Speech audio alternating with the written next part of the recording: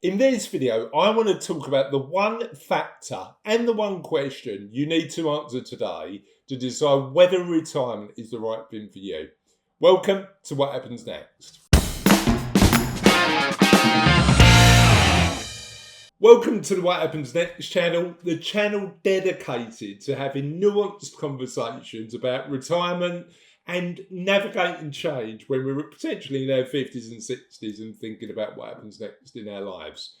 And I'm going to talk about one factor today that's underestimated when we come to think about that decision we need to make in our 50s and 60s when we're thinking about what happens next. And this factor looks different to us all. It also changes over time. However, it's the factor I believe you should focus on and the question you need to ask yourself when you're thinking about either retirement or what happens next in your life. But before I do that, let me explain why this channel exists and why I'm the person to talk about some of these challenges. My name's Chris. I'm a chartered financial planner and director of a financial planning business called Savello. And I spend my days having conversations with clients about money, but money as a tool to live the life you want and the role it plays in your life. And what I want to do through this channel is have more nuanced conversations about helping people understand the role money plays in their lives, but also some of the other factors we need to consider when we're thinking about what happens next in our lives. And this question that I want to talk about today is going to help you decide whether retirement's right for you or whether actually your own unique version of what happens next is right. And it'll get you, hopefully, once you've given these questions some thought, with some help or not, to get to that ideal life, the life you want to live, a lot more quickly. So let's start with the question. And the question is, what does a life well lived practically look like for you today? Now, that's a big question and one that certainly needs a decent amount of thought and consideration. But often, my experience is that people start with have I got enough to live a life well lived without truly considering what a life well lived actually means. Because a life well lived is more about freedom of time and choosing what you do with that time than freedom of money. Now, I'd be really naive if I didn't suggest that money played a part in that conversation. And clearly, financial well-being, financial independence, and your economic circumstances will play a part in whatever life looks like for you. Now, I've used this in my own life myself. Answering this question, I've used this in my own life myself to get closer to what a life well lived looks like for me. But before I talk about that, let me ask a favour. We are on a mission at What Happens Next to really help people make sure that whatever that next chapter of their life looks like, we get them closer to their ideal life well lived. And there's two ways that you can help us for free today to support the work that we're trying to do.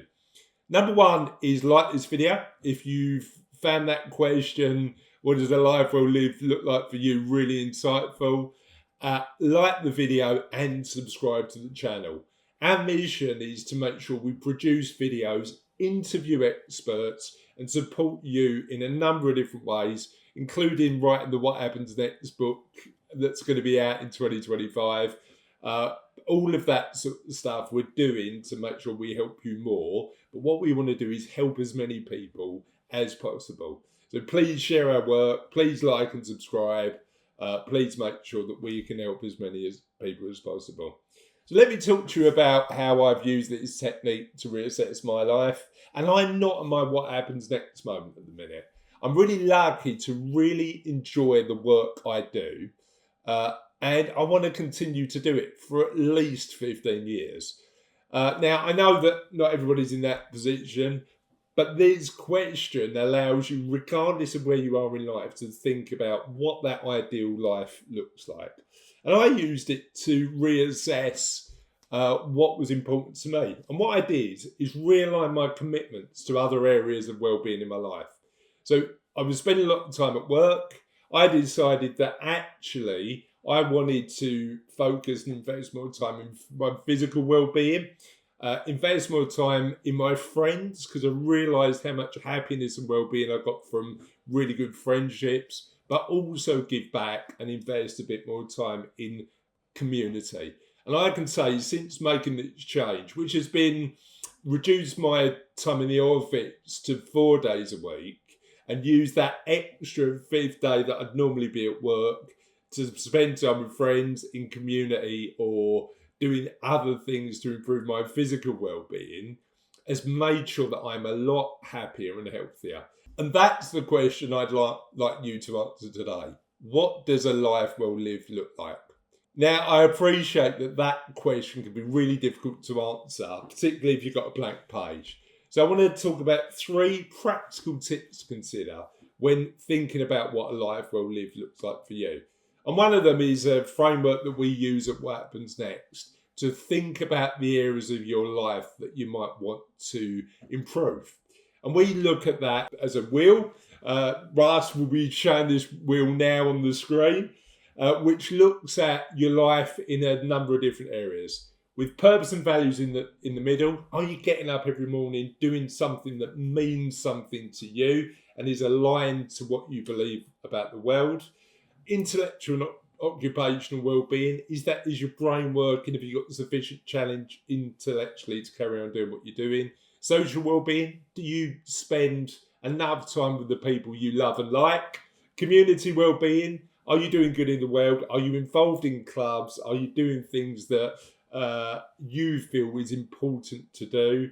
Physical well-being, if our body is the machine that gets us through life, what are we doing to maintain it? And then financial well-being. Are we looking at our financial plan and making sure that we've got enough? What I do is look at each area of that wheel and see where you sit today. Now, the good news is, if that's going to be a struggle, on the What Happens Next website, www.whathappensnext.life, we've got a free quiz you can do in about 4 minutes that will help you work out where you are today in all of those areas. And then the next step is to look at where you'd want to be. And the reason we do that is because at different stages of our lives, different things are important. And what I want the tool to do is to look at what's important to you today. So number 1, look at where you are. Number 2, look at where you want to be. And if there's a gap, you can then take positive action in the right direction to make sure that your well-being gap is closed a little bit. The second tool I want to talk about is about time. And the 3 questions that I'd ask yourself with your calendar up is, what does your ideal day look like? How do you practically fill your time in your ideal week? And if you had your ideal year, what elements would it contain and in what proportions? Now, thinking about these questions allows you to do one thing.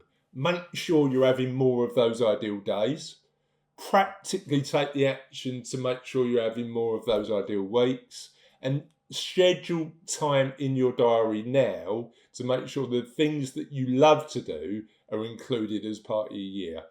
My experience is that those things don't happen by accident. They need to be planned for. And a practical example in my life is travel. So we've thought about the life we want to live in 2025 and know how much travel we want to do and practically plan for that time. Now, there might be some cheeky trips that we do that's not on the plan, but we know that we're spending a decent chunk of our time doing that.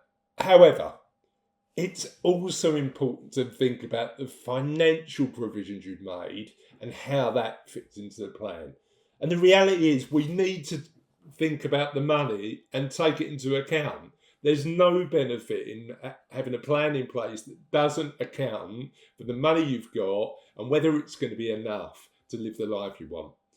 And that's why I've done a bunch of videos on this subject, interviewed some real experts. But the one that I'd start with if I were you is the one thing most people ignore when it comes to their financial plan. You'll see the video up there.